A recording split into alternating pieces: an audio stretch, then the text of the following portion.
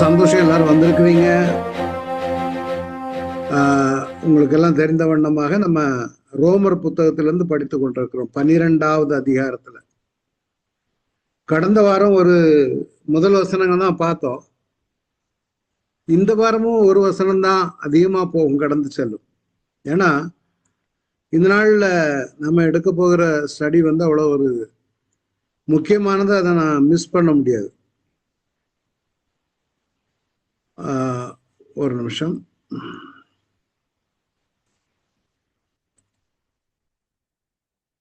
Okay,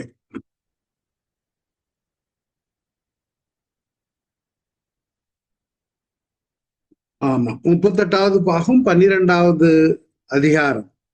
இந்த 12வது அதிகாரம் ஜீவ பலியாக ஒப்பு கொடுப்பது எப்படி என்பதை கடந்த வாரம் பார்த்தோம். இந்த வாரம் 12ஆம் அதிகாரம் 2வது வசனம் தான் பார்க்க போகிறோம். அது ரொம்ப முக்கியமான ஒரு வசனம்.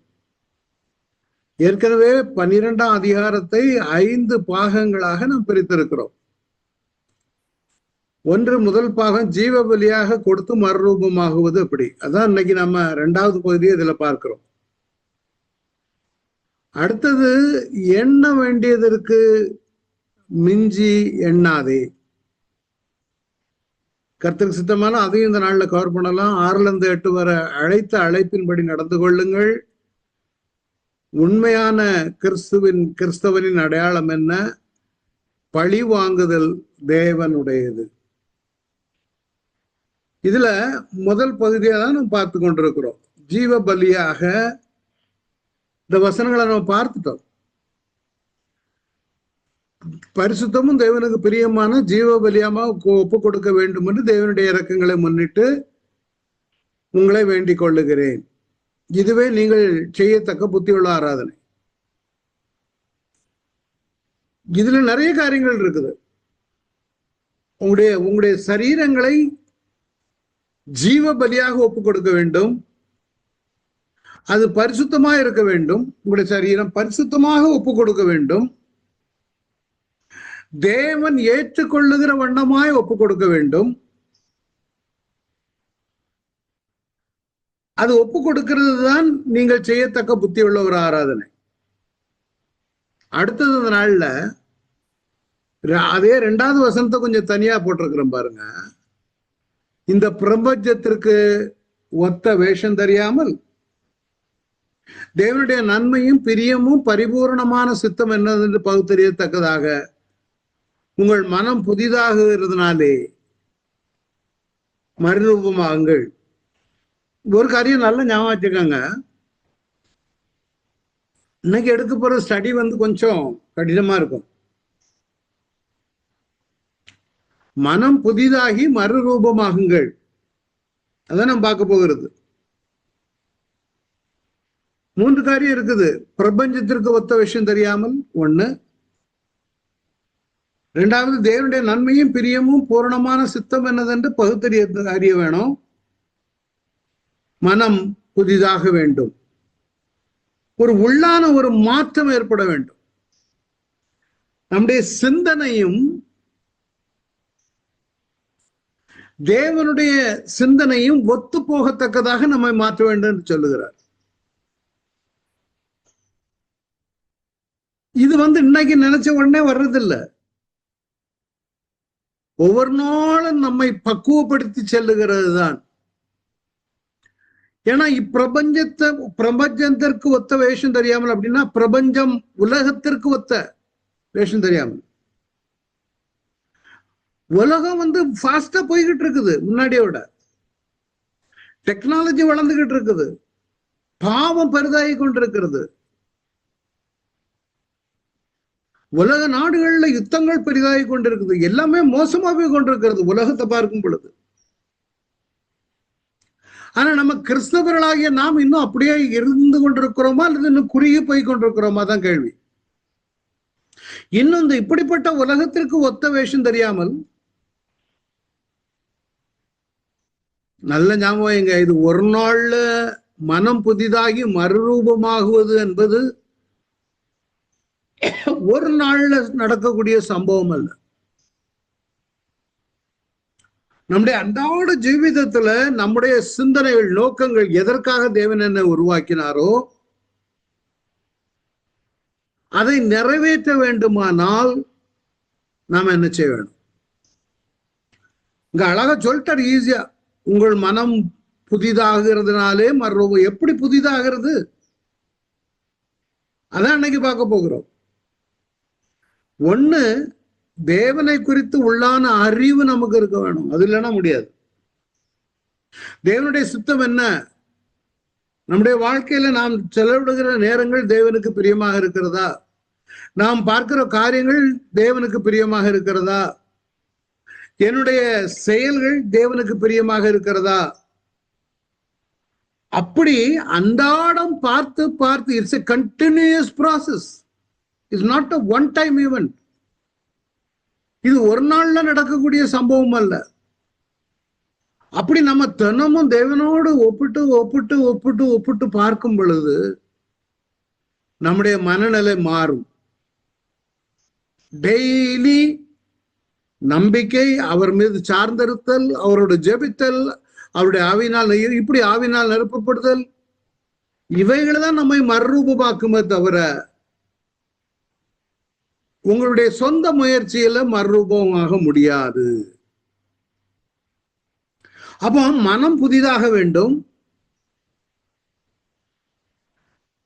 ரட்சிக்கப்பட்டு, அதாவது நம்ம அவருடைய அடிஸ்தானம், நம்முடைய விதை எந்த வித்திலிருந்து வருகிறோமோ இயேசுவிலிருந்து வளர்ந்து வருகிறவர்களா இருக்க வேண்டும். நம்ம இப்ப ரட்சிக்கப்பட்டுட்டோம், ஞானஸ்நானம் எடுத்தோம், அதுக்கு ரட்சிக்கப்பட்டதுக்கு அடையாளமாக ஞானஸ்நானம் எடுத்து பத்தாது. தினம் மறுரூபம். தினம் மறுரூபம். ஏன்னா தேவன் உங்களுடைய வாழ்க்கையில, என்னுடைய வாழ்க்கையில ஒரு நோக்கம் வைத்திருக்கிறார். என்னுடைய மகன், என்னுடைய மகனுடைய குடும்பம் ஒரு நாள்ல இப்படி அமைய வேண்டும் என்று நோக்கத்தை வைத்து உங்களுடைய வாழ்க்கையை நடத்தி கொண்டே இருக்கிறார். அந்த நோக்கம் நிறைவேற வேண்டுமானால், அவருடைய நோக்கம் உங்களுடைய வாழ்க்கையில அவருடைய நோக்கம் நிறைவேற வேண்டுமானால், நல்ல கவனிங்க, நீங்களும் நானும் ஒண்ணு பழையதை கட் பண்ணும். உலகத்திற்கு ஒத்த வேஷம் தெரியாம பழைய வாழ்க்கையில உள்ள சம்பவங்கள், பழைய சுவாபங்கள், இவைகளெல்லாம் அழித்தாதான் புதிய மறுரூபமாகத்திற்குள்ள நீங்க போக முடியும். நிறைய பேர்ட்ட நீங்க பாத்தீங்கன்னா பழைய சுவாபங்கள் தொக்கி நிற்கும், மறுரூபமாகவே முடியவே முடியாது. நோவே. உண்மையிலே இது இங்கிலீஷ்ல சொல்லுவாங்க, if you want to learn something new, you need to unlearn what you learned earlier. முன்பு நீங்க என்ன கற்றுக்கொண்டீங்களோ, தவறான காரியங்கள், உலகத்திற்கு ஒத்த காரியங்கள், அதையெல்லாம் முதலாவது படித்த கம்ப்ளீட்டா அழிச்சிடணும். அப்பதான் நாம மறுரூபமாக முடியும். என்ன, கர்த்தர் உங்களுக்கும் எனக்கும் ஒரு நோக்கம் வைத்திருக்கிறார். தினமும் இந்த என் பிள்ளை இப்படி ஆவிக்குரிய ஜீவிதத்துல ஒரு படி முன்னேறி வளரணும்னு வைத்திருக்கிறார். அவர் நோக்கம் சரிதான். அந்த நோக்கம் நிறைவேற வேண்டுமானால் நாம சில காரியங்களை செய்ய வேண்டும். ஐ ஹவ் ஃபெய்த், எனக்கு விசுவாசம் இருக்கு, பத்தாது. அந்த விசுவாசத்தை நிறைவேற்ற நீங்களும் நானும் ஹார்ட் ஒர்க் பண்ணணும். அதாங்க சொல்லுகிறது. பிலிப்பியர் 4:8 பாத்தீங்கன்னா, கடைசியாக சகோதரரே, உண்மை உள்ளவைகளோ, ஒழுக்கமுள்ளவைகளோ, நீதி உள்ளவைகளோ, கற்புள்ளவைகளோ, அன்புள்ளவைகளோ, நற்கீர்த்தி உள்ளவைகளோ, புண்ணியம் எதுவோ, புகழ் எதுவோ, அவைகளையே சிந்தித்துக் கொண்டிருங்க. அவைகளையே சிந்தித்துக் கொண்டிருங்க. அப்படின்னா அர்த்தம் என்ன தெரியுமா? 24/7, 24 மணி நேரம் நம்முடைய சிந்தனைகளை திசை திருப்பி விடாதபடி, நம்மளை கவர்ந்தளுக்கு அநேக காரியங்கள்லாம் சொல்ல வேண்டியதில்லை. உண்மை உள்ளவைகளுக்கு நேரம் ஆப்போசிட்ல ஒழுக்கமற்றவைகள் தான் நம்முடைய கண்கள்ல வந்து கொண்டிருக்குது. இப்ப பத்திரிகைகளை வாசித்தாலும் சரி, எல்லாரையும் ஆக்குப்பை பண்ணி போட்டிருக்குது இப்போ எல்லாரும், இன்க்ளூடிங் மீ. இதுதான் இது என்ன பண்ணுதுன்னா, உங்களுக்கு எது இன்ட்ரெஸ்டோ அதுதான் உங்களுக்கு கொடுத்து அனுப்பிக்கிட்டே இருக்கும். அப்ப கிறிஸ்தவர்களாகிய நாம் பழைய வழிகள், பழைய முறைமைகள், பழைய ஒழுக்கங்கட்டவைகள், அநீதியான காரியங்கள், அசிங்கமான காரியங்கள், அதை சிந்திச்சு கொண்டே இருந்தோம்னா அதனுடைய அவுட்கம் தான் நம்மிடத்திலிருந்து வரும். ஒரு மனிதனுடைய இருதயத்தின் நினைவு எப்படி இருக்கிறதோ அவன் அப்படி இருக்கிறான். நீங்க 24/7 வெறுப்பையே நான் சிந்தித்துக் கொண்டிருக்கிறேன், அசிங்கத்தையே சிந்தித்துக் கொண்டிருக்கிறேன், கீழான ஒழுக்கங்கிட்ட காரியங்களை நம்ம ஒரு காலத்துல செய்தோம். அதான் போன வாரம் பார்த்தோம். நம்முடைய அவயவங்களை அநீதியின் அவயவங்களாக ஒப்பு கொடுத்தோம். ஆனாப்பா அன்னைக்கு என்ன பண்ணோம்? ஆனா இப்ப நம்முடைய மனது, உங்களுடைய சிந்தனைகள், என்னுடைய சிந்தனைகள், இது கொஞ்சம் கடினம் தான். பட் இந்த உணர்வு நமக்குள்ள இருக்குமானால் நம்முடைய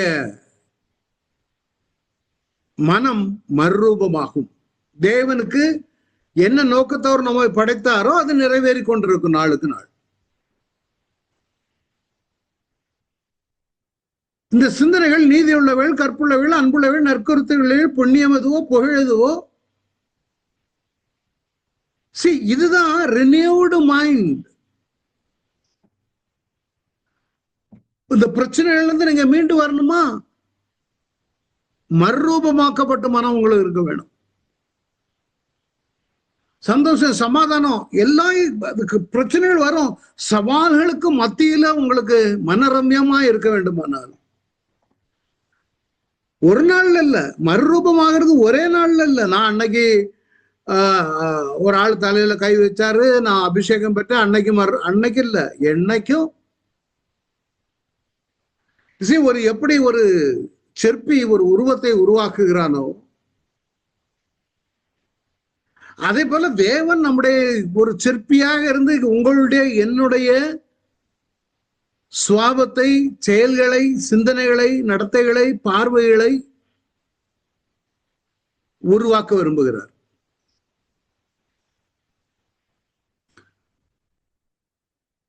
புதிதாக்கப்பட்ட மனது வந்துட்டுனா அதுக்கு பிறகு நம்ம எதையும் மேற்கொள்ளலாம். இது மறந்துடாங்க.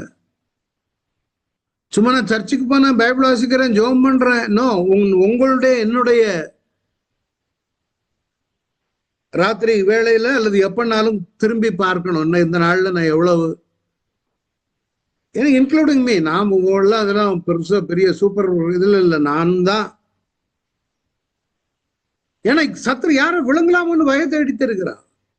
அதுக்குண்டான எல்லாம் நடக்குது. எங்க போனாலும், ட்ரெயின்ல போனாலும், பஸ்ல போனாலும், ஆஸ்பத்திரியில் போனாலும், எங்க போனாலும் நேரம் போகுது அதுலதான் ஓடிக்கிட்டே இருக்குது. மக்களை அப்படியே ஆக்குப்பைடு. இதுல நாம எங்க மறுரூபமாகிறது? அதுக்கு மேல சபையில போனோம்னா இன்னும் ஒரு சில சபைகள்ல நம்மள மறுரூபமாக ஆகுறதுக்கு பதிலாக இருட்டுக்குள்ளதான் அழைச்சிட்டு போறாங்க. மனம் மறுரூபமாகும் பொழுது அன்பு, மனத்தாழ்மை, மன்னிப்பு, இப்படி ஆகிய நம்மள கனிகள் செழிக்க வேணும்.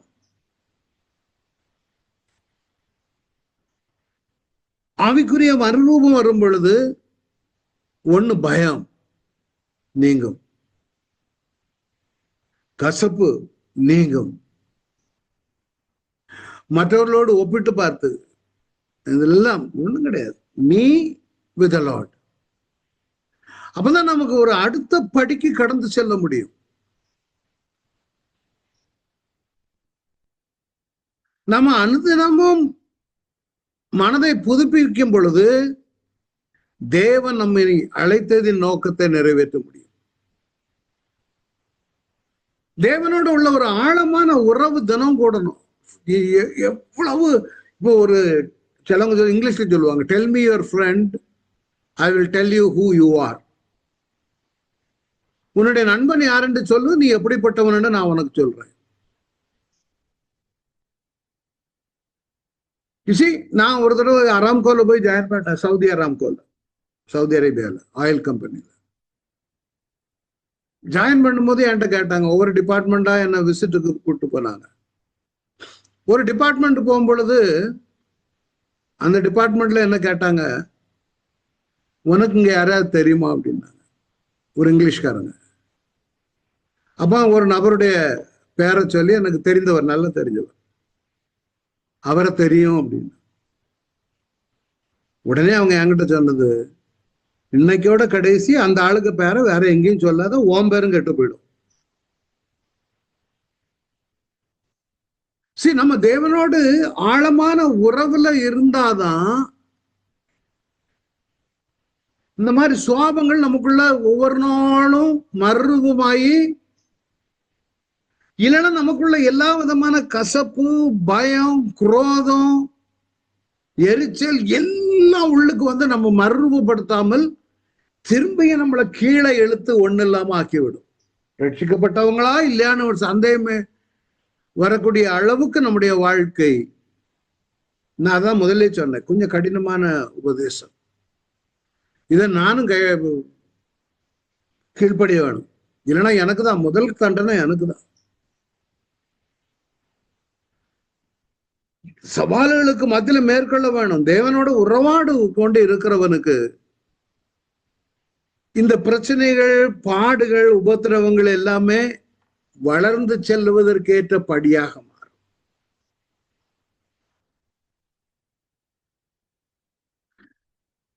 இது வந்து அதான் சொன்னேன், முதல் ஒரே நாள்ல நீ மறுரூபமாயி ஆவியினால் நிரம்பி சக்க சக்கன்னு 2 தட்டு தட்டி முகம் பிரைட் ஆயிட்டு பிரதர் நான் மறுரூபமாயிட்டேன், அப்படியே ஆக முடியாது. உங்களுடைய செலவழிக்கப்படுகிற நேரம் இப்பதான் கொஞ்ச நாளா இருக்கும். இந்த வாரங்கள்லாம் சும்மா அப்படியே உட்கார்ந்து நேரம் போகலன்னு கண்ட குப்பைகளையும் பார்க்க ஆரம்பிச்சு. அப்படின்னா நம்ம நேரத்தெல்லாம் வேஸ்ட் பண்றோம். இன்னொன்னு நல்ல ஞாபகம் வைங்க, உங்க சிந்தனை எப்படி இருக்கோ அப்படித்தான். எனக்கெல்லாம் தூங்கும் போது எதையும் நான் அந்த ஒரு மாதிரிப்பட்ட குற்றப்பத்திரிகைன்னு ஒரு நியூஸ் உண்டு, என் ஒய்ஃபு கூட சொல்லுவா, அதெல்லாம் பார்க்காதுங்க. ஏன்னா எனக்கு நைட் மேர்ஸ் எல்லாம் வந்துடும், தூங்க முடியாது. நம்ம எண்ணத்துல மனசை செலுத்திக்கிட்டே இருக்கோமோ அதான் ராத்திரி தூக்கத்துல நம்ம விடாத பாடுபடுத்தும். எந்த நிலைமையில் பழிச்சிருக்கான், எந்த நிலைமையில் இருந்தாலும் நான் மனரம்யமா இருக்க கற்றுக்கொண்டேன். ஏன்? நான் தேவனோடு உள்ள உறவுனால தேவனுடைய சோபத்தை எனக்குள்ள கொண்டு வந்து, அப்போ மனதை மறுரூபமாக்க வேண்டுமானால் தினசரி முயற்சி தேவை. நல்ல கவனிங்க, தினசரி முயற்சி தேவை. You need to work out every day.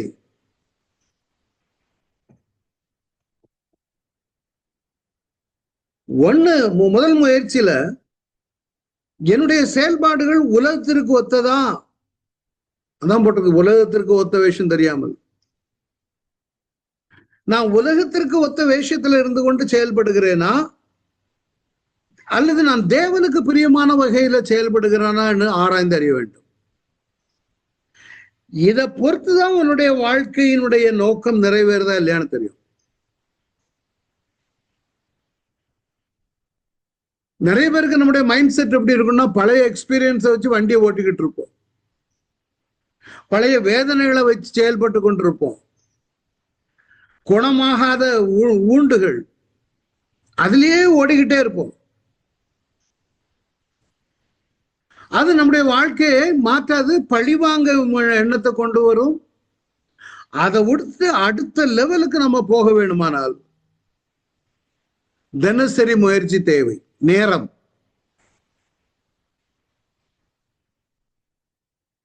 நம்ம நேரத்தை செலவிடுகிறது, அந்த வார்த்தை செலவிடுதல்.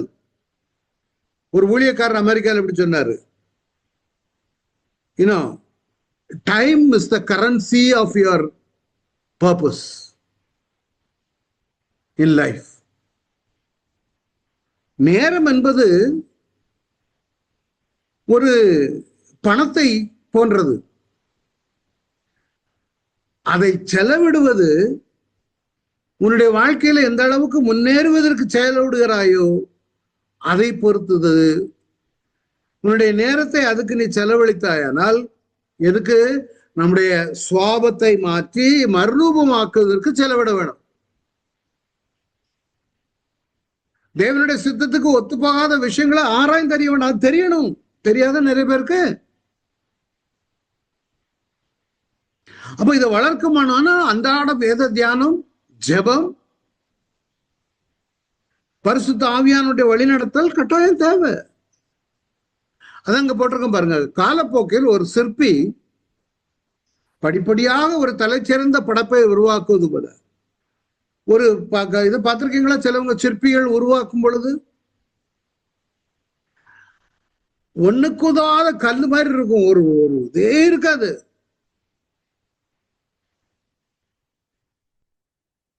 ஒண்ணுக்கு உதவாது. ஒரு ஒரு நான் ஒண்ணு படிச்சேன். ஒரு நபர் தன் வீட்டுல இருந்து ஒரு பெரிய கல்லை தூக்கி தூரப்பட போயிருக்காரு. அந்த கல்லுல பெரிய மரம், அது பிரயோஜனம் இல்லாம கிடந்ததுனால அது தூர போகும்போது அந்த வழியா போன ஒரு ஆள், ஒரு சிற்பி, தூரப்பட என்ன பண்ண போறீங்க? தூரப்பட போறீங்க, எனக்கு தாங்கலாம் அப்படின்னு. இவர் வீட்டுல போய் அதுல இருந்து நல்ல ஒரு அழகான ஒரு ஈகிள், பருந்து, பறக்கிற பருந்து போல அதை செதுக்கி பிரமாதமா கொண்டு வந்தார். கொஞ்ச நாளைக்கு பிற்பாடு இந்த மரத்தை கொடுத்த ஆள் அந்த வழியா போகும்பொழுது வீட்டுக்குள்ள இதை பார்த்திருக்காரு. பார்த்தது இவருக்கு ரொம்ப ஆச்சரியம். அப்ப கேட்டாராம், என்ன விலை சொல்றீங்க அப்படின்னு. பயங்கரமான விலை சொல்லியிருக்காரு. அந்த விலையை கொடுத்து வாங்கிறதுக்கு போனார். காரணம், நாம ஒரு சாதாரண தூர எறியப்படுகிற கல்ல போலதான் ஒண்ணு இல்லாத மனிதர்களை போதுதான் இருக்கிறோம். ஆனா அந்த சிற்பி எப்படியாக அந்த மரத்தை செதுக்கி ஒரு படைப்பை உருவாக்குவது போல உங்களையும் என்னையும் சீர்படுத்தி ஒரு சிறந்த தேவ மனிதனாக மாற்ற முயற்சி பண்ணி கொண்டிருக்கிறார். அதனாலதான் நம்முடைய thought life should align with God's wisdom. தேவ ஞானத்திற்கு தக்கதாக நம்மளும் வளர்ந்தாதான் தேவனுக்கு சித்தம் என்ன என்பதை அறிய முடியும். இது ஒரு சேலஞ்சிங் இஷ்யூ.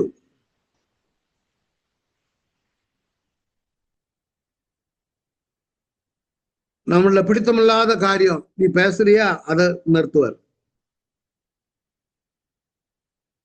ஒவ்வொன்னா அவருக்கு சொல்ல சொல்ல நிறுத்தி நிறுத்தி நம்ம செயல்பட்டு கொண்டே இருக்கும் பொழுது நம்முடைய வாழ்க்கை வித்தியாசமா மாறும். தேவனுடைய வழிகள் நம்முடைய வழிகளை விட உயர்ந்தவை. அதுதான் முதல்ல நம்ம தெரிந்து கொள்ளணும். நிறைய பேருக்கு எப்படி தெரியுமா, பழைய எக்ஸ்பீரியன்ஸ்ல நமக்கு சிந்தையில ஓடுறதை வச்சு நிறைய மதங்கள்ல அப்படிதான் ஏழைகளுக்கு உதவணும், அதான் கடவுள் சொல்றாரு. அது அறாம், அது தவறு. எங்க எழுதியிருக்கு, என்ன எழுதியிருக்கு அது தெரியாது. ஆனால் நமக்குள்ளாக அப்படி இல்லை. நாம உயிர்த்தெழுந்த இயேசுவோடு கூட உயிர்த்தெழுந்திருக்கிறோம். அதனாலதான் ஏசாயா 58, 55, 8 இருந்து பாத்தீங்கன்னா தேவனுடைய நம் வழிகளை உயர்ந்தது என்று முதலாவது புரிந்து கொள்ளணும். எப்படி பாருங்க, ஆண்டவர் சொல்றாரு, என் வழிகள் உன் வழிகள் அல்ல, உங்கள் நினைவுகள் அல்ல. நீ நினைக்கிற மாதிரி நான் நினைக்கிறது இல்ல. உங்க வழிகளும் என் வழிகளும் வேற. அவர் சொல்றாரு, பூமியை பார்க்கல வானங்கள் எப்படி உயர்ந்திருக்கிறதோ, எவ்வளவு பூமிக்கு வானத்துக்கு எவ்வளவு உயரமா இருக்கிறதோ அவ்வளவு வித்தியாசமா என் வழிகளும் உங்கள் நினைவுகளும் பார்க்கல என் நினைவுகளும் உயர்ந்திருக்கிறது. பாருங்க இந்த வசனத்தை பாருங்க. பூமியை பார்க்கணும் வானங்கள் எப்படி உயர்ந்திருக்கிறதோ அப்படியே உங்கள் வழிகளை பார்க்கல என் வழிகளும், உங்கள் நினைவுகளை பார்க்கல என் நினைவுகளும் உயர்ந்திருக்கிறது. அப்படின்னா என்னன்னா, நீ இங்க இருக்குன்னா வானத்துல இருக்கிற அவ்வளவு உயரமான இடத்துல உள்ள நினைவுகள். நம்ம நம்ம நினைவு கிரவுண்ட் லெவல்னா அவருக்கு நினைவு மேல லெவல். அப்ப நம்ம நினைவுகள் அந்த லெவலுக்கு போகும் பொழுது யோசிச்சு பாருங்க நம்ம எப்படி இருப்போம். யோசிச்சு பாருங்க, நம்முடைய நினைவுகள் அந்த லெவலுக்கு போக வேண்டும். அதான் சொல்றேன். மாரியும் வரைந்த மழையும் வானத்திலிருந்து இறங்கி மேல இருந்து அது இறங்கி மழை மேல வந்துகிட்டே இருக்கும்போது திருப்பி மேல போயிருமா? போகாது, கீழே வந்து பூமியில விழும். அது வந்து முளை கிளம்பி விளையும்படி செய்து நல்ல விதைய விளைய வைக்கும். விதைக்கிறவனுக்கு விதையையும் புசிக்கிறவனுக்கு ஆகாரத்தையும் கொடுக்கிறது எப்படியோ, அப்படியே என் வாயிலிருந்து புறப்படும் வசனமும் இருக்கும். அது வெறுமையா என்னிடத்திற்கு திரும்பாமல் நான் அதை விரும்புகிறதை செய்து நான் அதை அனுப்பின காரியம் ஆகும்படி வாய்க்கும். என்ன வசனத்தை உங்களுக்கு அனுப்புவார். நீங்க வாஞ்சோடு இருக்கும்போது சும்மா அனுப்ப மாட்டார். அதனால நான் சொன்னேன் உங்களுக்கு தின தியானம், வேத தியானம், ஜெபம், பரிசுத்த ஆவியினால் நிரம்பி ஜெபித்தல், இவைகளெல்லாம் வைத்து நீ வசனத்தை வாசிக்கும் பொழுது அவர் என்ன நோக்கத்தோடு அந்த வசனத்தை அனுப்பினாரோ அதை உன்னுடைய வாழ்க்கையில வாய்க்க பண்ணும்படி செய்யும். சும்மா வறுமை திரும்பாது. அதான் மேலானவர்களை நாடுங்கள். கொலோசியர் 3 இருக்குது. கீழானவர்களே அல்ல. நிறைய நாட்டம் எல்லாம் நம்ம நேரமெல்லாம் நம்ம நாட்டமெல்லாம் துக்கப்படத்தக்க வகையில தான் எல்லாரையும் சேர்த்து சொல்றேன். மேலானவர்களை எங்க நாடுகிறோம்? ஆனா நமக்கு தெரிஞ்ச கொஞ்சம் பிரசங்கம் அதுகளை வச்சுக்கிட்டு வண்டியை ஓட்டிக்கிட்டு இருக்கிறோம். ஆவியானவருடைய சில இப்ப உலக பெரிய நிறைய பேச்சாளர்கள், சித்தாந்தங்கள் இவைகளெல்லாம் ஓட்டிக்கிட்டு இருக்கு. மனுஷங்களை ஆக்குபை பண்ணி வச்சுக்கிட்டு இருக்காங்க.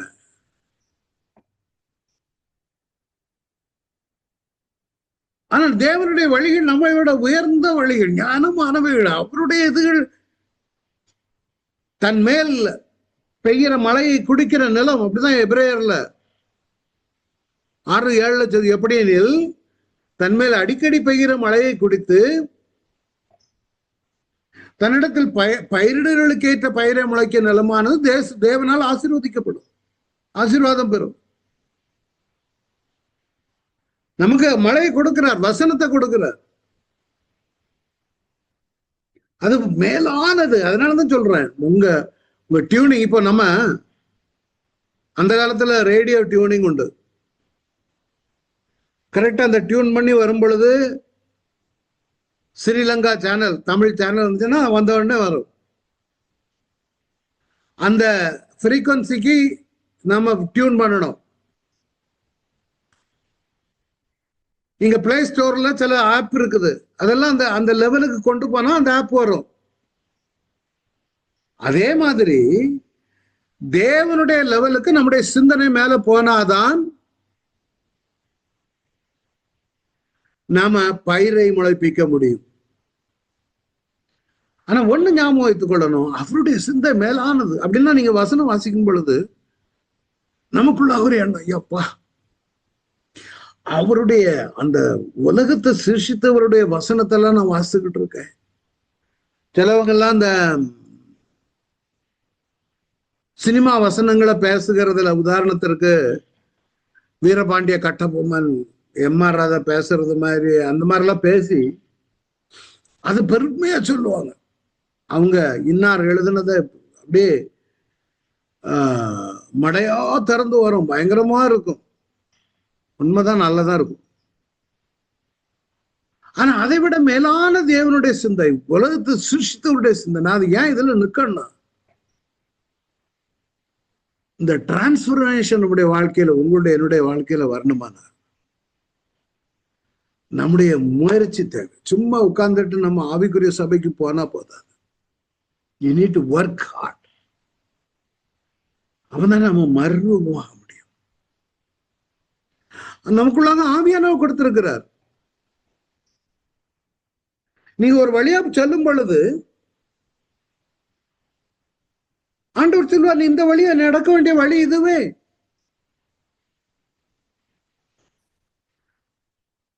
ஆண்டவர், அதாவது நம்ம ஒவ்வொரு, நீங்க நடந்து போறீங்க, ஜிபிஎஸ் வச்சிருக்கல, அது மாதிரி ஆண்டவர் ஜிபிஎஸ் காட்டுவார்.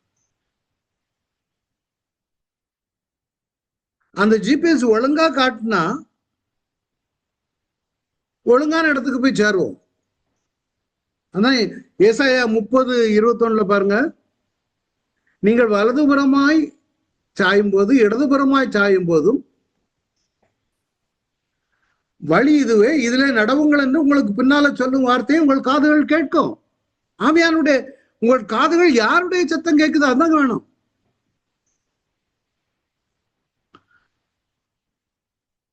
நம்முடைய வாழ்க்கையில போகும் பொழுது நம்ம வழி நடத்துக்கிறது நம்முடைய சரீரம். அதனாலதான் ஏற்கனவே ஜீவபலியாக ஒப்பு கொடுத்துருக்கிறோம். நம்முடைய நாவை எடுத்தீங்கன்னா ஒரு ஸ்டியரிங் வீல் மாதிரி. இந்த நாவை ஒழுங்கா படுத்தி தேவனுக்கு பிரியமா கொண்டு போனா அந்த நாவை ஒழுங்கான வழியில், உங்களுடைய நாவை தேவனுக்கு பிடித்தமில்லாத வகையில நான் பேசும் பொழுது தவறான பாதையில இந்த ஜிபிஎஸ் கொண்டு போய்விடும். அது ஆவியானுடைய சத்தமா அல்லது சத்ரு உங்களை சிலர் வஞ்சிக்கிறதுக்கு வாய்ப்பு இருக்குது. நான் ஒரு சம்பவத்தை வாசித்தேன். அமெரிக்காவில் ஒரு ஹோல் நைட் ஜேர்னி, முன்னாடி சொல்லியிருக்கிறேன்னு ஞாபகம் இல்லை. அப்போ ஒரு தாய் தன்னுடைய 2 குழந்தைகளையும் வைத்துக்கொண்டு ட்ரெயின்ல ஏறி இருக்காங்க. ட்ரெயின்ல ஏறின உடனே டிடிஆர் சொல்லியிருக்காங்க, இந்த ஸ்டேஷன் வரும் பொழுது என்கிட்ட வந்து என்ன கொஞ்சம் இறக்கி விட்டுருங்க, எனக்கு இடம் தெரியாது, நான் முதல் தடவை சொல்லுகிறேன். அப்ப அவர் சொல்லியிருக்காரு, டிடிஆர், இங்க இருந்து 10வது ஸ்டேஷன் அம்மா,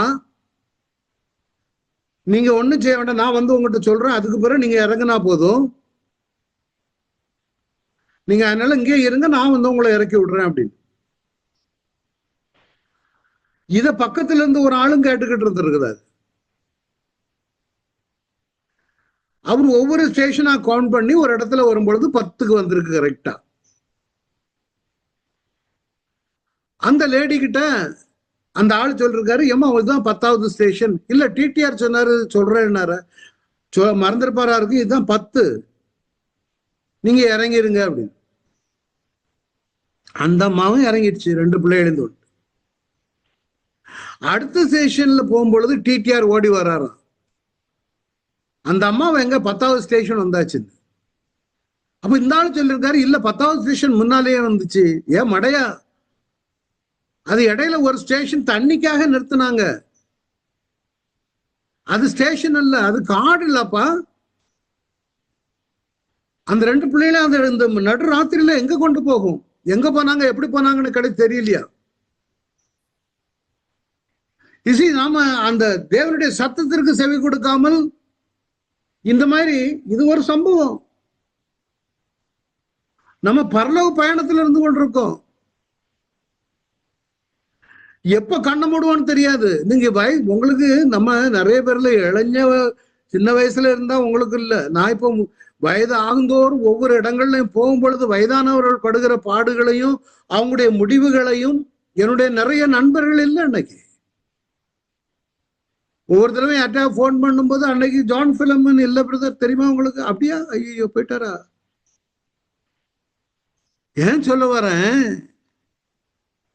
சின்ன வயசுல இருக்கும்போது மரணம் இன்னும் வருஷம் இருக்குல்ல, ஆனா நாள் பாஸ்டா போயிருந்தோம் தம்பி, அண்ணா, சகோதரா, சகோதரியே. ஆனா நம்ம எப்பொழுதும் ஆயத்தமா இருக்க வேண்டும். ரயில்வே ஸ்டேஷன் வரும்பொழுது ஆண்டவர் அவனுடைய சத்தத்திற்கு, அதான் நீங்கள் நடக்க வேண்டிய வழி இதுவே, இதுல நடவுங்க, நீ வசனத்துல இல்லையா, பக்கத்துல உட்கார்ந்துறவனுக்கு சத்தத்தை காட்ட அவன் இறக்கி விட்டுருவான் இடையில சத்துரு. அதனால நீ ஏன் சுய புத்தியில் சாராமல் உன் முழு இதயத்தோடு கர்த்தரில் நம்பிக்கையா இருந்து, எப்பா நான் விசுவாசிக்கிறவர் இன்னார் அறிவேன், அவர் என்ன கூட்டிட்டு போறாரு. கஷ்டம். நம்ம பிராக்டிக்கலா நாம எல்லாம் அவன் அந்தந்த இடத்துல வந்ததுன்னு தெரியும். ஒரு வியாதியோ பிரச்சனைகளோ வரும் பொழுது நாம படுகிற அங்கலாய்ப்பு. இடையில இப்ப எங்க ஒய்ஃப் சிக்காயிட்டாங்க. எல்லாம் பிரசங்கம் பண்ணதெல்லாம் சரிதான், நான் பட்ட அங்கலாய்ப்பு யார யாரும் படுது. அவ்வளவு பயம், அங்கலாய்ப்பு. ஆனா ஒண்ணு, அன்றாட நம்ம அவருடைய உறவுல ஸ்ட்ராங்கா இருப்போம். சரி, ஒன் சுய புத்தியில் சாயாமல். சிலவங்க அவங்க சுய புத்தியில தான் வண்டியை ஓட்டுவாங்க, என் ரிசல்ட் ஹாரபிளா தான் முடியும். அவருக்கு தெரியும் என்ன எங்க போறோம், எப்படி போறோம், என்ன போறோம். அப்போ முழு இருதயத்தோடு கர்த்தரில் நம்பிக்கையா இருந்து உன் வழிகளெல்லாம் அவரை நினைத்துக்கொள். அப்படின்னா என்ன? காரியத்தை வாக்கிய பண்ண வேணும். ஒரு டெஸ்டினேஷன் போறோம்னா வழிகளிலெல்லாம் சும்மா இருக்க நேரங்கள்ல keep meditating on the word of God. நம்ம மற்றது இதுக்கெல்லாம் நம்ம நேரம் இருந்துகிட்டே தானே இருக்குது. கொஞ்சம் அதான் நான் முதல்ல சொன்னேன், நான் என்ன பிரதர் ரொம்ப கடினமான உபதேசம் எல்லாம் இருக்குது, முயற்சி பண்ணுங்க, பக்குவப்படுத்துவா. நானும் அதான் முடிவு எடுத்திருக்கேன். நம்முடைய சிந்தனைகளை சிதைக்கிற, திசை திருப்புகிற அநேக காரியங்கள். அது எப்படி? இப்போ மொபைல் எடுத்தீங்கன்னா நமக்கு எந்த அது கேடானது நல்லதோ கெட்டதோ. இப்போ நான் சில ஊழியக்காரருடைய பெயரை போட்டு 2 ஊழியக்காரருடைய செய்திகளை நான் கேட்போம். எனக்கு 1-2 ரொம்ப ஃபேவரட் பிரீச்சர்ஸ் உண்டு. அப்படி நான் போட்டா அடுத்தால அவங்க கொடுத்த இதுகள் நிறைய வந்து கொண்டே இருக்கும். அதே இது நான் வேற ஏதாவது வீடியோ பாக்குறேன்னு வைங்க, ஆவிக்குரியது இல்லாம செக்குலர். அன்னைக்கு 10 கமாண்ட்மெண்ட்ஸ் எனக்கு பார்க்கணும்னு ஒரு வாஞ்சம் வந்துச்சு. அந்த லாங்குவேஜ் பிரமாதமா இருக்கும். அந்த 10 கமாண்ட்மெண்ட்ஸ் உடைய லாங்குவேஜ் இங்கிலீஷுக்காக வேண்டி அந்த கதைகள், பர்னிங் புஷ்ல போறது, இதெல்லாம் முன்னாடி பார்த்திருக்கேன். இப்போ அந்த லாங்குவேஜுக்காக வேண்டி இன்னொன்னு சும்மா இருக்க நேரத்துக்கு அதை பாப்பமேடு பார்த்தேன். அடுத்தால பென்ஹர் வந்துச்சு, அதுக்கு ரிலேட்டட் இதெல்லாம் கொண்டு வரும்.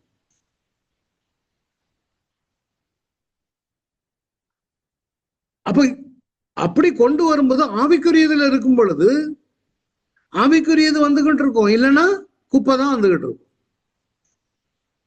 அப்ப உன் வழிகளெல்லாம் அவரை நினைத்துக்கொள்ள அப்படின்னா நம்ம என்ன சிந்திக்கிற ஒரு ஒரு மனிதனுடைய நினைவு எப்படி இருக்குதோ அப்படியே இருக்கிறான். அவன் நினைவு கச்சடாவா இருந்தால், அவன் நினைவு எரிச்சலா இருந்தால், அவன் நினைவு பழைய தழும்புகளை நினைத்து கொண்டிருந்தால், அவன் நினைவு பழைய காரியங்களை சிந்தித்துக் கொண்டிருந்தா அவன் அப்படிதான் இருப்பான். அவன்கிட்ட இருந்த நீ நல்ல ஒரு இதை எதிர்பார்க்க முடியாது. அங்கிருந்து புறப்படுகிற எல்லாமே அதான் இருக்கும். சாக்கடையில இருந்து வருது சாக்கடையா தான் இருக்கும், வாயிலிருந்து புறப்படுகிறது. அப்ப நாம என்ன செய்ய வேணும்? விசாரித்து. அதனாலதான் நமக்கு தேவன் வசனத்தை கொடுத்திருக்கிறார். ஒண்ணு, அவருடைய வல்லமை நீ புரிந்திருக்கணும். நீங்க உன் வாழ்க்கைக்கு ஆர்கிடெக்ட் நீங்க தான். உங்களுடைய ஹேபிட்ஸ், உங்களுடைய பழக்கம் உங்களை மாற்றும். தினமும் நம்முடைய பழக்கங்களை மாற்ற வேணும். கொஞ்சம் கஷ்டம். பிரதர், நம்ம டைம் எல்லாம் நம்ம இதுல தானே போய்கிட்டு இருக்குது. அதனாலதான் எரேமியா 6:16 சொல்றாரு, வழிகளிலே நின்று பூர்வ பாதைகள் எவை என்று கேட்டு விசாரித்து நல்வழி எங்கே என்று பார்த்து அதிலே நடவுங்கள். நல்ல வழி எது? இந்த வழி. இப்ப நான் இந்த வாரம் கூட நான் பேப்பர்ல படிச்சேன், ஒரு பெரிய ட்ரக்கு ஜிபிஎஸ் போட்டு வந்திருக்காங்க. ஜிபிஎஸ் நல்வழி தான் கேட்டு போகுது. அது என்ன செய்யும் தெரியுமா? நான் ஒரு தடவை போயிருந்தேன். அப்படி எங்க அபுதாபியில நான் வேலை செய்யும் பொழுது ராத்திரி 10:30 மணி, டெசர்ட்.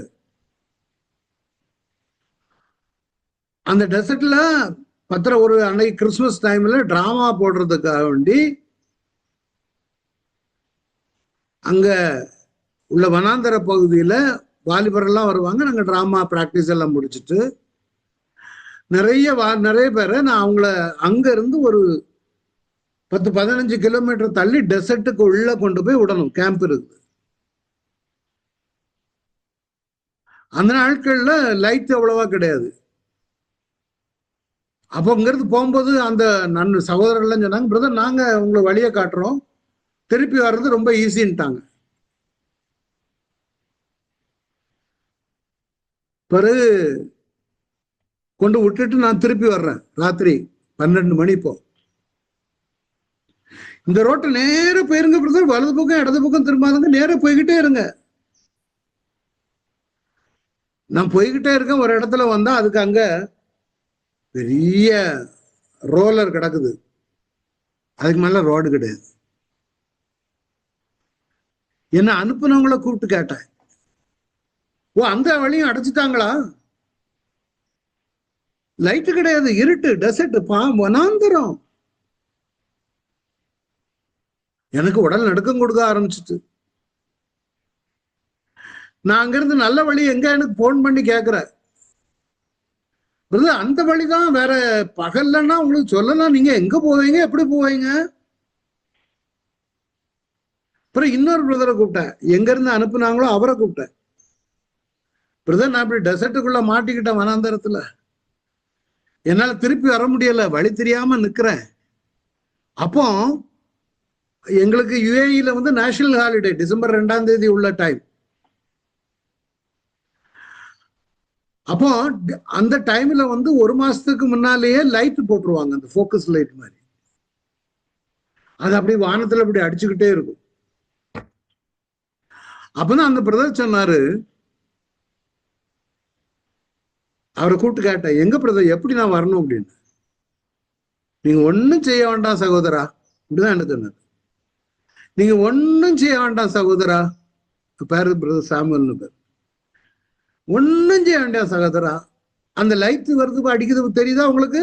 ஆமா, அந்த லைட்டை பார்த்தே எங்கெல்லாம் வழி கிடைக்குதோ அந்த வழியை பிடிச்சு வாங்க. நல்வழி எங்கேன்னு அவர்கிட்ட கேட்க, அவர் சொல்றாரு, நீங்க அந்த லைட்டை பார்த்தே அதுல நடவுங்கள், அப்பொழுது உங்கள் ஆத்மாவுக்கு இளைப்பாறுதல் கிடைக்கும். அப்பதான் எனக்கு ஆசுவாசம், ஆஹா ரூட் பிடிச்சிட்டேன்.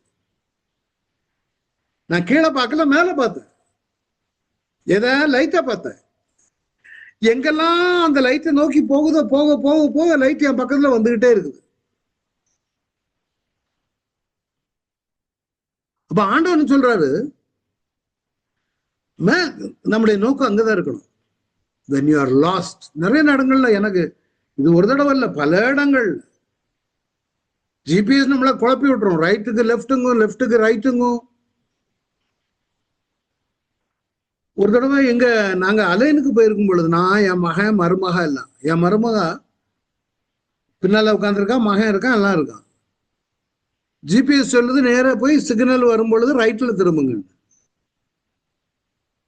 சொல்லிட்டு கொஞ்ச நேரத்துல அதே ஜிபிஎஸ் சொல்லுது லெப்ட்ல திரும்புங்க. எனக்கு ஷாக்கு, என்னடா ரைட் சொல்லிச்சு இப்ப லெப்ட் சொல்லுதே அப்படின்னு. என்னன்னு பார்த்தா என்னுடைய மருமக அவன் பேச்சு அமெரிக்கன் இங்கிலீஷ் மாதிரியே இருக்கும். அவ அங்கே வளர்ந்ததுனால அந்த லாங்குவேஜ் அப்படி இருக்கும். அவ வேணுக்குன்னு என்ன விளையாட்டுக்காக வேண்டி பின்னால இருந்து லெஃப்ட்னு சொல்லவும் நான் கன்ஃபியூஸ் ஆகி எல்லாம் சிரிச்சுட்டாங்க. அப்புறம் தான் தெரியும் அவ பேசியிருக்காரு. உண்மையிலேயே அந்த மொபைல்ல இருந்து பேசுற மாதிரி இருந்துச்சு. சமயங்கள்ல இப்படிதான் நம்மை திசை திருப்பி விடுவார்கள். அன்னைக்கு அவங்க செய்த விளையாட்டு. அப்ப நம்ம தேவனோடு உள்ள உறவு இருந்தாதான் சரியான வழியில் நீங்க இருக்கிறோமான்னு தெரியும். இல்லைன்னா தெரியாது. இல்லைன்னா நமக்கு அது அந்த உணர்வே கிடையாது. ஐயோ, நம்ம இந்த உலகத்தாருக்கு பாருங்க, ரோட்டு ஓரத்துல சாக்கடையில இந்த ரோட்டு ஓரத்துல அன்னைக்கு சண்டை போடக்கூடியவங்க ஒரு அன்னைக்கு 2 பாருங்க, அப்பா மகன், அப்பாவும் 2 மகனும் சண்டை போட்டுக்கிட்டு இருந்திருக்காங்க. அவங்களுக்குள்ள சண்டை. போலீஸ் அவனை போய் விளக்க போயிருக்கான், ஒரு எஸ்ஐ சப் இன்ஸ்பெக்டர். அதுல மகன் சப் இன்ஸ்பெக்டர் வெட்டி தலையை இது பண்ணிட்டான், கொன்னுட்டான். இதுக்கு சப்போர்ட் யாரும் அப்பனும். இது தேவன் இல்லாதவன் இப்படிதான் இருப்பான். அவனுடைய செயல்பாடுகள் இப்படிதான் இருக்கும். ஏன்னா அவங்களுக்கு தெரியாது, மேலான நோக்கம் கிடையாது.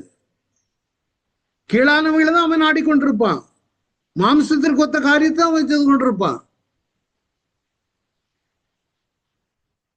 அப்ப நாம செல்லுகிற பாதைகள் மறுரூபமாக வேண்டுமானால் அவரோடு கான்ஸ்டன்ட் தொடர்புல இருந்து கொண்டிருந்தால்தான் நாம ஆவிக்குரிய ஜீவியத்துல வளர்ந்து முன்னேறி போக முடியும். நாளுக்கு நாள் அவருடைய காரியங்களை நம்மளை பிரதிபலிக்க முடியும். ஆண்டவர் சொல்லிருக்காரு, மெய்யான திராட்சை செடி.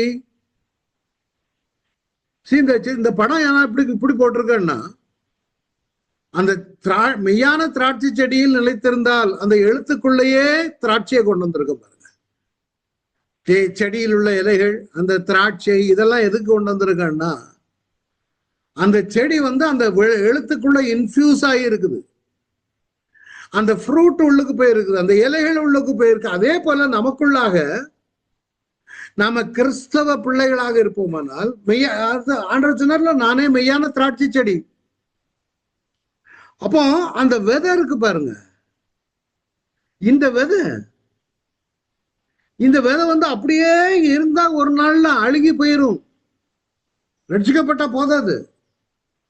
இந்த விதைக்கு மழையில இருந்து தண்ணி, வானத்திலிருந்து தண்ணீர் வரணும், உரம் வேணும், கொத்தி கொடுக்க வேணும். அப்படியெல்லாம் செய்தாதான் இந்த விதை வளர்ந்து செடியா வளரும். நிறைய பேர் இந்த லெவல்ல தான் இருப்பாங்க. அப்படியே விதையாவே மண்ணில் கடந்துட்டு கிறிஸ்தவனாவே இருந்துட்டு ஒரு முன்னேற்றம் இருக்காது. மீதி எல்லாம் இருக்கும். ஆவிக்குரிய இதெல்லாம் வெளிப்பிரகாரமான எல்லா காரியங்களும் இருக்கும். ஆவிக்குரியது இருக்கும், அல்லேலூயா இருக்கும், பிரைஸ் தி லார்ட் இருக்கும், ஜெபம் இருக்கும். ஆனா ஆவிக்குரிய வளர்ச்சி இருக்கு பாருங்க, மறுரூபமாக. இதுதான் மறுரூபம். இதுதான் மறுரூபம் ஆகணும். இந்த லெவல்லே உட்கார்ந்துகிட்டு இருந்தா நம்ம செல்லுகிற வழி தவறான வழியாக இருக்கும். இந்த லெவல்ல இருக்கக்கூடாது. அதுக்குதான் ஆண்டவர் சொன்னார், மேல இருந்து மழை பெய்து எப்படி தண்ணி பூமியை நினைச்சு விதைக்கிறவனுக்கு விதையும் புசிப்பதற்கு ஆகாரத்தையும் கொடுக்க வேணும். தேவன் இப்படி வளர்ந்து, அதனாலதான் அவரோடு உள்ள உறவை பலப்படுத்த வேண்டுமானால், அதான் சொன்னார், நான் திராட்சை செடி, நீங்கள் கொடிகள். ஒருவன் என்னிலும் நான் அவனிலும் நிலைத்திருந்தால், you have to abide in him. ஒருவன் என்னிலும் நான் அவனிலும், நீங்க அவரும் நமக்குள்ள இருக்கணும். அதுக்கு இடம் கொடுக்கணுமே. அது எப்படி? நான் அவனில், நான் அவர் நமக்குள்ள வரணுமான நாம என்ன செய்யணும்? அதுக்குதான் நான் சொன்னேன், ஜபம், தியானம். நம்முடைய சித்தம் தேவனுடைய சித்தத்துக்கு ஒத்து போகிறதா? அது மூலம்தான் நம்முடைய வாழ்க்கை கட்டமைக்கப்படுகிறது.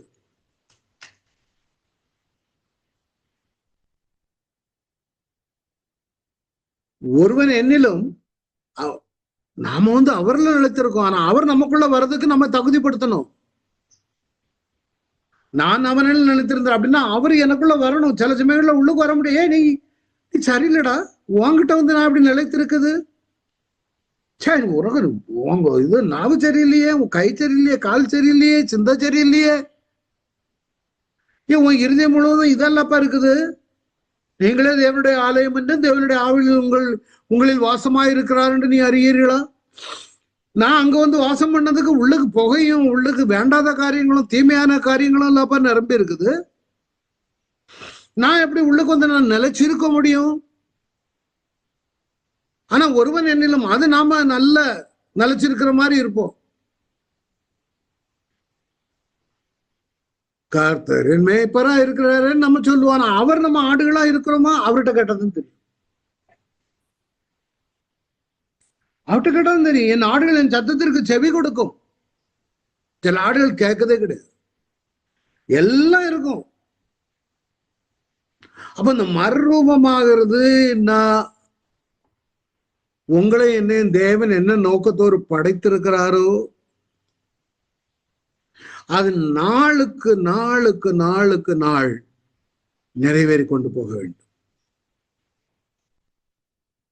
அப்பதான் அவர் நமக்குள்ள வரத்தக்கதாக நம்முடைய சிந்தனைகள், அவருடைய வசனங்கள் நமக்குள்ளாக வந்து நம்மளோட நல்ல நிலமாக பக்குவப்படுத்தும் பொழுது மிகுந்த கனிகளை கொடுக்க முடியும். நான் சொல்றேன், என்ன இல்லாமல் உங்களால் ஒண்ணும் செய்யக்கூடாது. என்ன நீங்க உங்களுக்குள்ள வைக்கணும். நீ என்னிலே நிலைத்தராவிட்டால், நல்ல கவனிங்க, வெளியே எரியுண்ட கொடியை போல அவன் எரியுண்டு உலர்ந்து நீ ட்ரை ஆகி ஒண்ணு இல்லாம ஆயிடுவாடா.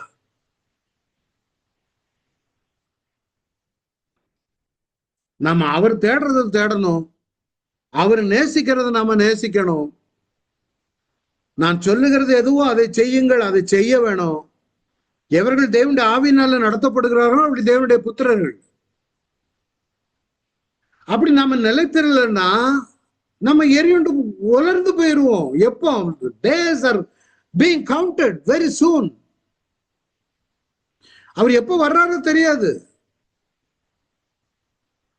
அப்படி நிலைத்திராத மனிதனுடைய நிலைமை எப்படி இருக்கணும்? அப்படிப்பட்டவர்களை சேர்த்து அக்கினியில போடுகிறார்கள். அவைகள் எரிந்து போகும். யோசிச்சு பாருங்க. நீங்கள் என்னிலே என் வார்த்தைகள் உங்களில் நிலைத்திருந்தால் நீங்கள் கேட்டுக்கொள்வது எதுவோ அது உங்களுக்கு செய்யப்படும். நம்முடைய சிந்தனைகளை சிதறடிக்கிற காரியங்கள் அநேக வரும். சோதனைகள் பயங்கரமா இருக்கும். ஆனா அதுகளுக்கெல்லாம் வல்லாம இல்லாம போயிடும். ஏன்னா நீ ஆண்டவர்ல நிலைத்திருக்கும் பொழுது வரும். நான் தான் சொன்னேன், சிந்தனையை சிதறடிக்க வருதா, அதை தாண்டி மேல படிக்கும். சோதனைகள் வருதா, அதை பயன்படுத்தி மேலே ஏறு. நம்மளை வளர்வதற்கு கொண்டு வருகிற வேதனைகள் அந்த கண்ணாடியில தான் பார்க்கணும். இந்த கண்ணாடி வந்து என்னுடைய பர்பஸ், நோக்கம் என்ன, அந்த நோக்கம் வழியா உள்ளுக்கு பார்க்கும் பொழுது ஓகே ஓகே நான் இதெல்லாம் வாங்கணும், ஆண்டவருடைய சித்தம் ஓகே இப்படிதான் இருக்குது. அடுத்து நம்ம அடுத்த லெவலுக்கு போகிறதுக்கு தேவன் நம்ம பயன்படுத்துவார். அது யாரை சார்ந்து இருக்கிறீங்களோ, கடந்த வாரம் நான் ஃபுல்லா எடுக்கல, இன்னும் 2 நிமிஷத்துல எடுக்கிறேன். அதான் 2 வேதாகமத்துல 2 ஆதாமுகள் உண்டு. முதலாம் ஆதாம், அதாவது முந்தின மனுஷனாகிய ஆதாம். பிந்தின ஆதாம் உயிர்ப்பிக்கிற ஆவியானவர். நாம 1 கொரிந்தியர் 15 உங்களை கொண்டு வர 1 கொரிந்தியர் 15:45.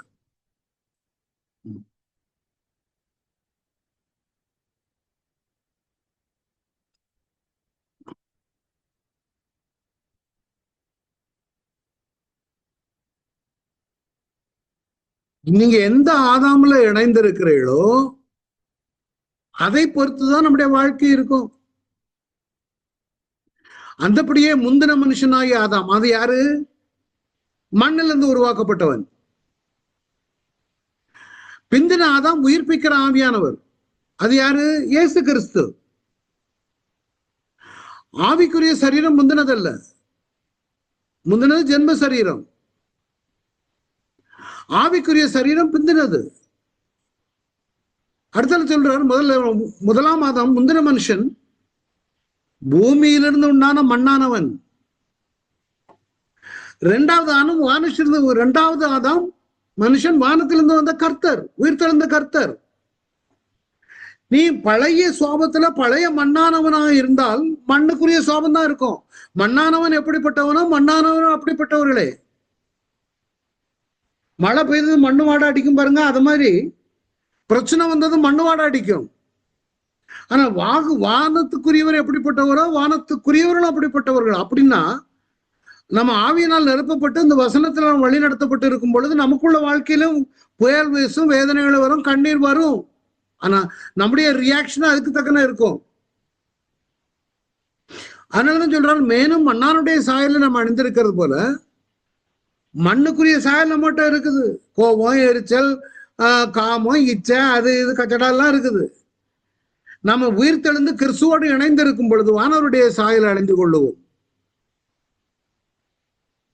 இதோ ஒரு ரகசியத்தை உங்களுக்கு அறிவிக்கிறேன். 51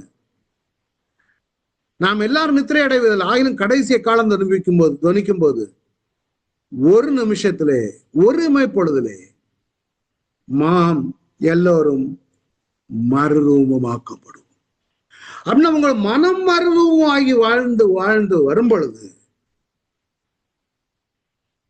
அவர் வருவாரானால் நாம் அவருடைய வருகையில மறுரூபமாக்கப்பட்டு எடுத்துக்கொள்ளப்படும். புரியுதாப்போ எந்த அளவுக்கு நம்ம வளர்கிறோம்? எல்லாரும் கூட ஒப்பு கொடுத்து நிறைய பேர் வந்திருக்கிறேன், எனக்கு சந்தோஷம்.